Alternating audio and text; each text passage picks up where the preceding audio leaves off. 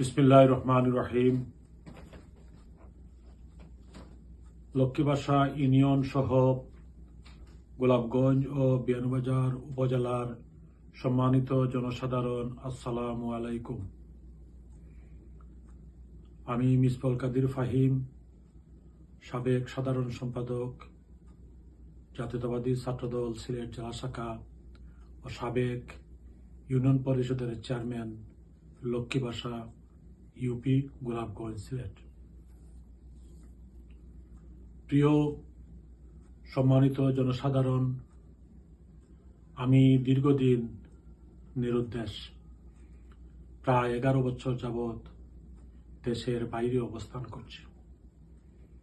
আমি আমার পরিবারের নিরাপত্তার ঝুঁকিতে থাকায় আজ থেকে 11 বছর পূর্বে দেশ ছেড়ে আমি কানাডায় আশ্রয় গ্রহণ করি। আলহামদুলিল্লাহ, আমার পরিবার সহ আমি সুস্থ আছি এবং নিরাপদে আছি।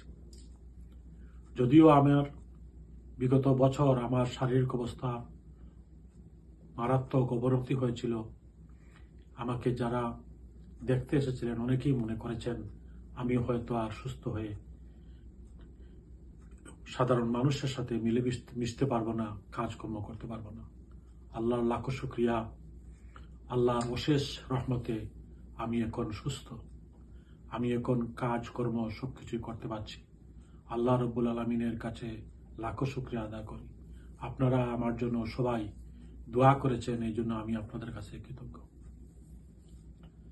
আজকে আপনাদের সামনে দুটি কথা বলার জন্য হাজির হয়েছি।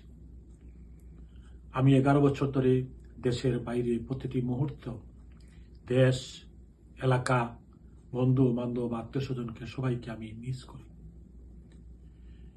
বিশেষ করে শেখ হাসিনার পলায়নটা দেখতে পারি নাই, এটা আমার জীবনের একটি দুঃখ। আরো একটি রাজকীয় সম্বর্ধনা ছিল দীর্ঘ 16 বছর পরে তারেক রহমানের দেশে ফেরার। সেই রাজকীয় সম্বর্ধনাকে সাক্ষী হতে পারেনি, এটা আমার একটা দুর্ভাগ্য। আরো বড় দুর্ভাগ্য, দেশ নেত্রী বেগম খালেদা জিয়ার নামাজে জানাজায় আমি অংশগ্রহণ করতে পারিনি। সেজন্য আমি নিজেকে খুব দুর্ভাগ্যবান মনে করছি। সবই আল্লাহর মর্জি, আল্লাহর কাছে শুকরিয়া আদায় করি। প্রিয় এলাকাবাসী, আপনারা জানেন আগামী 12ই ফেব্রুয়ারি জাতীয় নির্বাচন। এই নির্বাচনে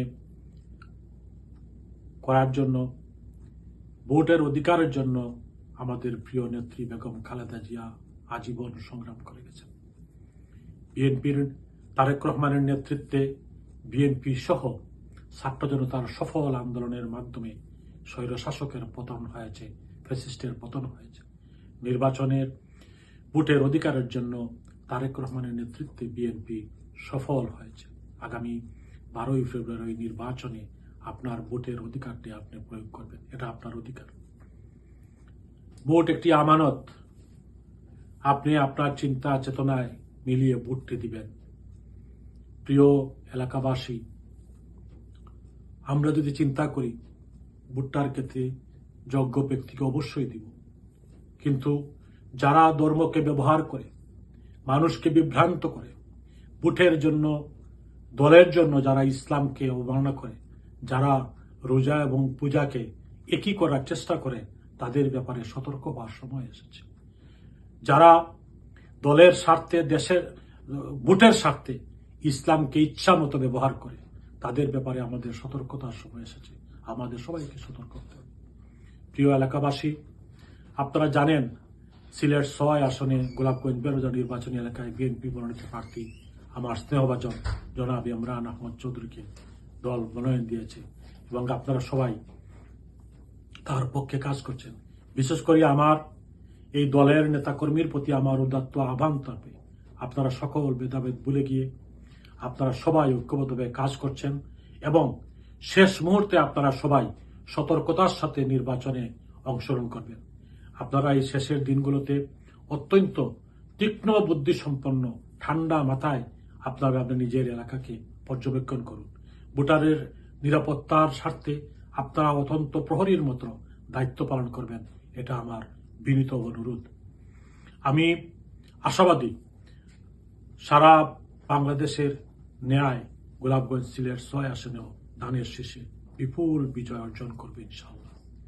প্রিয় ভাইরা ও বোনেরা, আমি লক্ষ্মীবাসা ইউনিয়নের জনসাধারণের প্রতি আমার উদাত্ত আহ্বান থাকবে, আমি আপনাদের সাথে দীর্ঘ 14 বছর নিষ্ঠার সাথে দায়িত্ব পালন করার চেষ্টা করেছি।